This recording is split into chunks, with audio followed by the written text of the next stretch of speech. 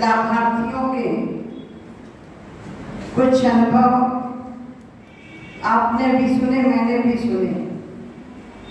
एक बहन जब आवास की चर्चा कर रही थी तो मुझे अपना बचपना याद आ रहा था कि घर न होने से और पक्का घर होने में क्या फर्क है।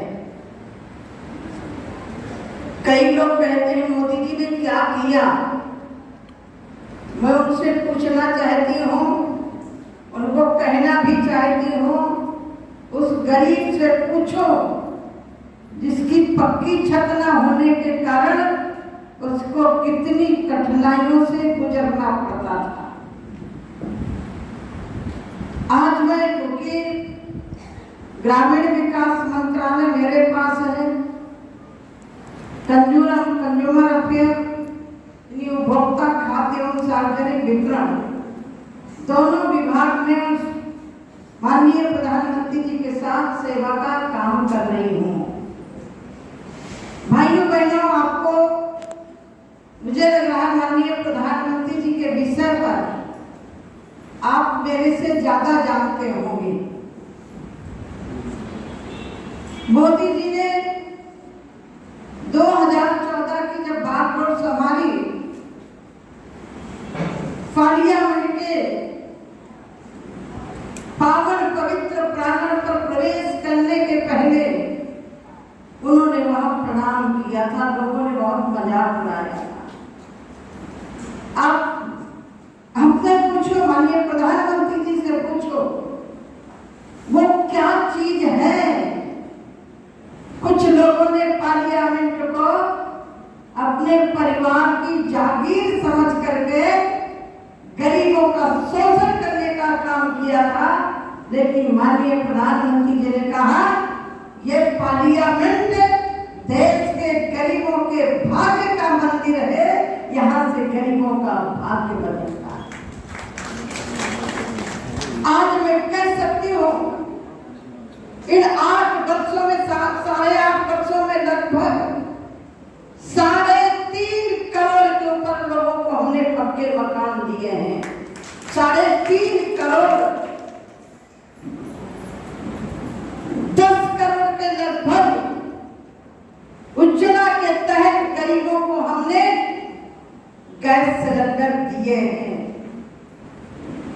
अभी हमारे प्रधानमंत्री स्वनिधि के लाभार्थी बोल रहे, कोविड का समय आया, दुकानें बंद हो गई, रोजगार बंद हो गया।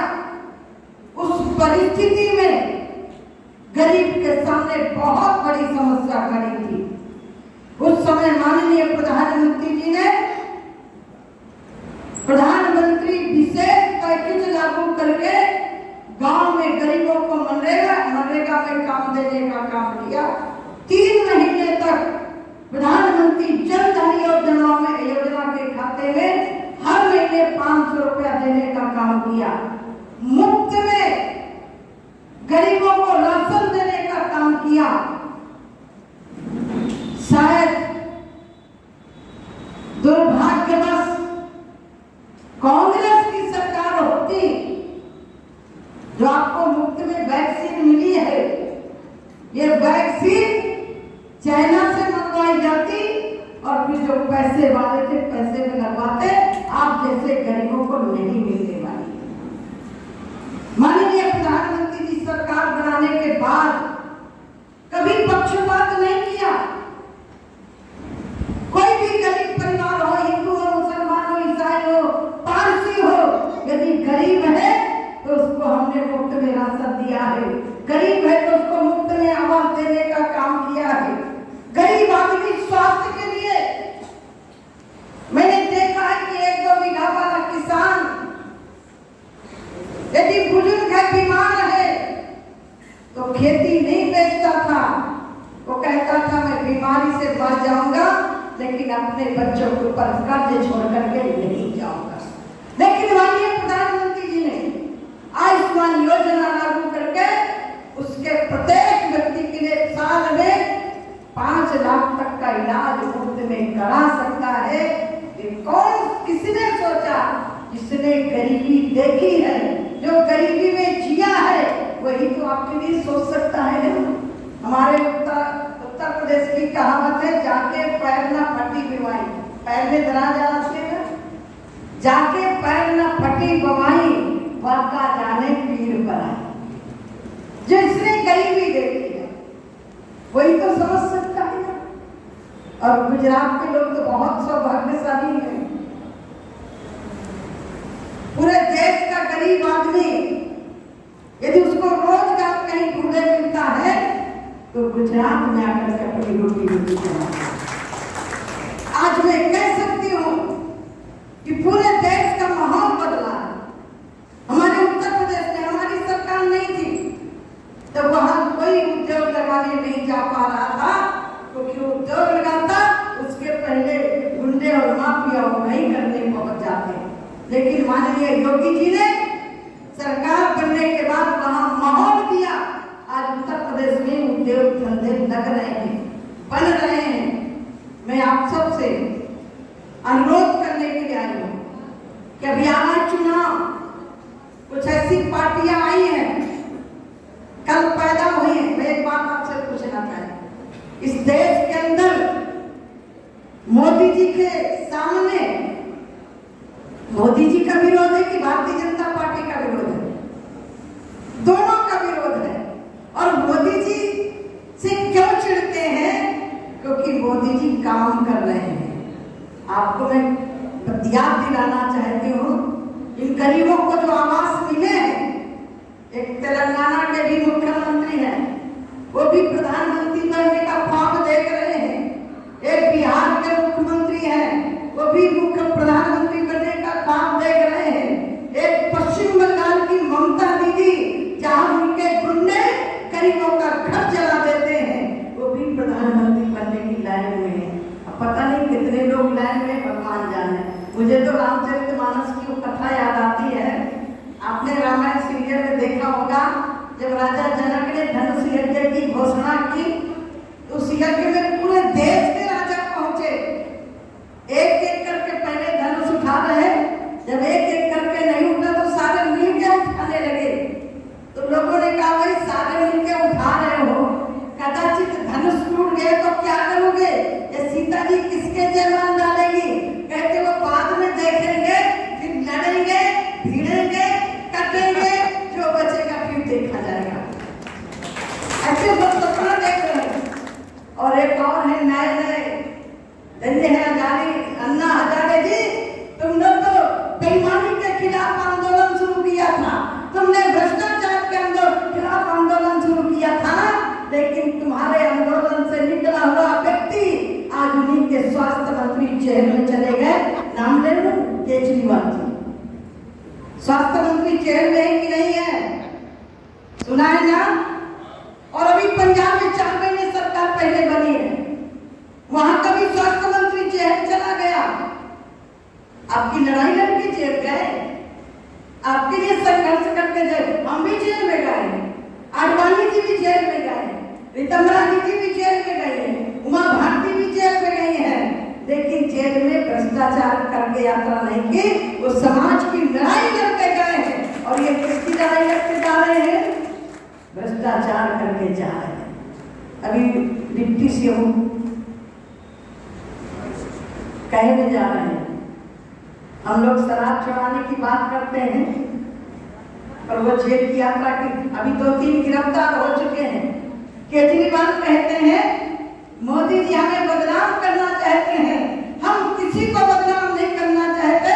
तुमने अपने जो शराब घोटाले किए हैं उसमें एक बात बताओ, अभी केजरीवाल आए थे ना, एक 3 व्हीलर वाले के यहाँ भोजन भी किया था, सिटी में किया था ना, और जिसके घर में भोजन किया फिर मोदी की रैली में वो क्या बोला, बोलो ना, उसने तो कहा कि हम मोदी साहब के हैं, हम किसी केजरीवाल के नहीं हैं। और मैं तो एक बात कहा करती हूँ, दुनिया में कोई आश्चर्य होता है उसका नाम गिनीज बुक में आता है। किसमें आता है? किसमें आता है? बड़ा आश्चर्य होता है वो गिनीज बुक में आता है। जब भी नाम आएगा झूठ बोलने में तो सभी नेताओं में से केजरीवाल का नाम आएगा। पता है ना, ऐसे लोगों को चुनना चाहिए। दिल्ली को कंगाल कर दिया, लोग कहते हैं बिजली फ्री देंगे, लोगों के घरों में आरसी जा रही है और उन्होंने मोहल्ला क्लिनिक बनाया था। क्या बनाया था? वो मोहल्ला क्लिनिक नहीं थे, वो केजरीवाल भ्रष्टाचार के क्लिनिक। कोरोना के समय मोदी जी दवाई बना रहे हैं, कोरोना के समय मोदी भाई लोगों के डॉक्टरों के पीपी किट बनवा रहे हैं और केजरीवाल ने कोरोना के समय मोहल्ले में शराब की ठेके खोल दिए। क्या ऐसा नेता आपको गुजरात में चाहिए क्या? है? बोलो ना, आपके लड़कों को बर्बाद करे। कहते हमने बहुत अच्छी शिक्षा व्यवस्था की है। जरा जाके देखना सरकारी स्कूलों में, उत्तर प्रदेश में जो योगी जी ने किया है, आज जो प्राइवेट स्कूल होते हैं उसी तरह उत्तर प्रदेश ने फर्नीचर स्कूल में टाइल से पूरा किया है। तो किनकी बात कर रहे हो? केजरीवाल की। बड़े बड़े लंबे लंबे फाइनल होर्डिंग लगा। मैंने देखा, मैं अपने उत्तर प्रदेश में भी लखनऊ में बैठी थी, तेलंगाना के मुख्यमंत्री केसीआर का पूरा अखबार डालना पड़ा था। मैंने कहा भाई, तेलंगाना के मुख्यमंत्री का उत्तर प्रदेश में प्रचार करने से मतलब क्या? वो मुख्यमंत्री जिसने कहा था कि हम 5 लाख की लागत का गरीबों को मकान देंगे, हम केंद्र सरकार का पैसा हम वो मकान नहीं देंगे। आपको मालूम है उस मुख्यमंत्री ने अपना खुद का मकान नहीं दिया और हमारे पैसे का भी गरीबों को मकान नहीं दिया और हमारा पैसा भी नहीं वापस किया। यानी ये पूरा का पूरा जो भी विकास का पैसा अपने प्रचार में खर्च कर रहे हैं। मैं आप सबसे निवेदन करने के लिए आई हूँ, गुजरात के लोगों से निवेदन करने के लिए आई हूँ। उत्तर प्रदेश में सरकार दोबारा बनी कि नहीं बनी? बनी ना। लोग कहते हैं उत्तर प्रदेश में दोबारा सरकार है, किसी की नहीं आती है। उत्तराखंड में दोबारा सरकार आई कि नहीं आई? आई ना। तो जब यहाँ आ गई तो गुजरात में मोदी जी ने तो 12 साल आपको सेवाएं दी है और एक बदला ही आपको मैं देख रही थी, पानी की व्यवस्था। अभी मैं वर्षा बहन से पूछ रही थी, बोली 15 दिन में 1 दिन आता था पीने के लिए पानी। और मोदी भाई ने नर्मदा जी का पानी सब जगह पहुंचा दिया कि नहीं पहुंचा दिया? यहाँ की खेती बंजर हुआ करती थी। आज माननीय प्रधानमंत्री जी ने जल जीवन मिशन योजना चला करके हर घर पे टोटी से पानी पहुंचाने का एक काम शुरू किया है। पानी के लिए अमृत योजना, आजादी के अमृत महोत्सव में तालाबों की खोदाई चालू है, दीर्घकालिक काम हो रहा है। और यहाँ भाई बहन हम तो हमारे दो, अब तो हम तो हमारे दो भी नहीं है, बहन के तो 2 है लेकिन भाई के 2 भी नहीं। अभी तो मैं नहीं जानती, मैं किसी पर व्यक्तिगत की पर टिप्पणी नहीं करती, लेकिन पदयात्रा जरूर चल रही है। पदयात्रा परिवार के माँ और बेटे दोनों कर रहे हैं, कभी कभी बहन भी पहुंच जाती। भारत छोड़ो, मैं नहीं जानती कि भारत छोड़ो किसके लिए पदयात्रा हो रही है। जनता ने तो तुम्हें सत्ता से बाहर कर दिया कि नहीं कर दिया? गुजरात के लोग वापिस लाएंगे क्या उनको? अच्छा एक बात बताओ, मनमोहन सिंह की सरकार में घोटाले हो रहे थे कि नहीं हो रहे थे?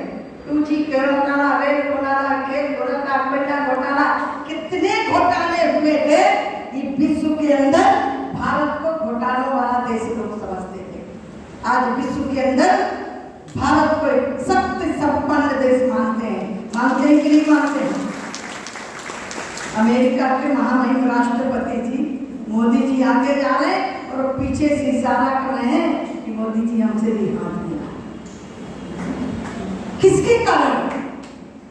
मोदी जी के सशक्त नेतृत्व के कारण। मोदी जी ने जहां देश का विकास किया है, वो गरीब महिलाओं के लिए काम किया। आज लगभग समूह के अंदर 10 करोड़ के लगभग महिलाएं काम कर रही हैं।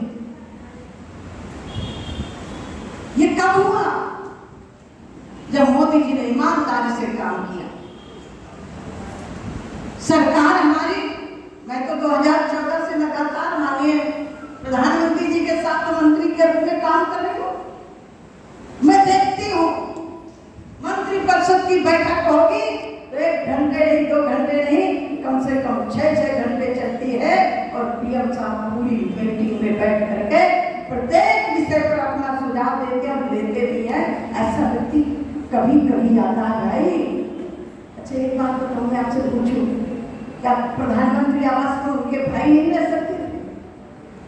यहाँ तो ऐसे लोग हैं कि ना सांसद रहे ना विधायक रहे, सिर्फ सत्ता नहीं, इसके कारण दिल्ली में बड़ी बड़ी कोठियों में कब्जा किए हैं। मातो आपके अहमदाबाद गांधीनगर में एक छोटे से मकान में रहती। मोदी जी कहते हैं मेरा पूरा देश है, मेरे पूरे देश के परिवार के लोग हैं, परिवार की भावना से काम कर रहे हैं। आने वाले चुनाव में पार्टी ने मुझे इस विधानसभा में आपके बीच में काम करने के लिए भेजा। कई लोग कहते हैं मैं तो विरोधी नहीं हूं, जब तक टिकट ना हो सबको मांगना चाहिए। मांगने का प्रत्येक कार्यकर्ता का अधिकार है, मांगने में कोई बुराई है क्या? हमने काम किया है तो मांगने का अधिकार हमारा भी है, लेकिन जिस दिन टिकट घोषित हो जाए फिर उस दिन वो व्यक्ति नहीं होता, वो पार्टी का सिम्बल चुनाव लड़ता है। उसके लिए हम सब लोगों को मिलकर काम करना चाहिए और सबके पास जाना चाहिए। मेरे क्षेत्र में नागेल जी भी जाते हैं और हमारे क्षेत्र के इसी गुजरात में कोट काली कार्यकर्ता बनकर पंकज जी आए। मैं तो कभी नहीं मानती जिसने वोट दिया है नहीं दिया, मैं सबको अपना मानती हूँ। चुनाव तक होना चाहिए, चुनाव के बाद हम सबके हैं। अब तक बता एक बात मुझे सबको मालूम है, नागेंद्र जी को भी मालूम है, जिसको मैंने लोकसभा में हराया, अभी 22 में पार्टी ने टिकट दिया विधानसभा का, अब मेरा दायित्व क्या बनता था?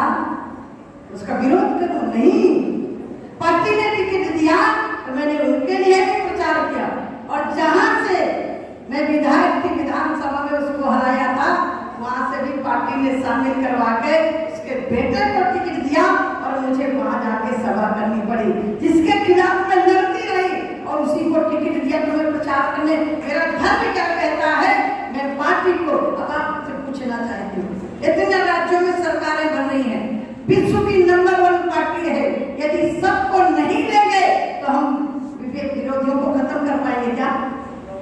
बोलो ना, सबको साथ में लेकर चलना चाहिए। हमारा तो नारा है सबका साथ, सबका विकास, सबका विश्वास और सबका सम्मान। ठीक है ना? हम इस नारे को माननीय प्रधानमंत्री जी लेकर के चल रहे हैं, तो मेहनत करिए। मैं उदाहरण लेकर मैं अपनी बारी पर ध्यान दूंगी। कई बार होता क्या है, हम जाते हैं गांव में, कहीं किसी पार्टी का झंडा दिख गया तो हमको लगता है कि ये हमारा कार्यकर्ता और ये हमारे साथ आ नहीं सकता। मैं 2002 में विधानसभा का चुनाव लड़ रही थी। अब विधायक तो पूरे घर में देखने पर छूना पड़ता है। मैं वोट मांगते मांगते घर में गई तो लोगों ने कहा कि ऊपर देखो झंडा किसका लगा, और झंडा लगा था बसपा का। मैंने कहा कोई बात नहीं, घर में कोई तो होगा। मैं घर में गई और एक बूढ़ी माता थी, ज्वार जानते ना, ज्वार क्या बहुत होती है, उसकी रोटी और चना का साग बना रही थी। तो मैंने उसकी आधी रोटी ली और साग रखा और खा के चली आई।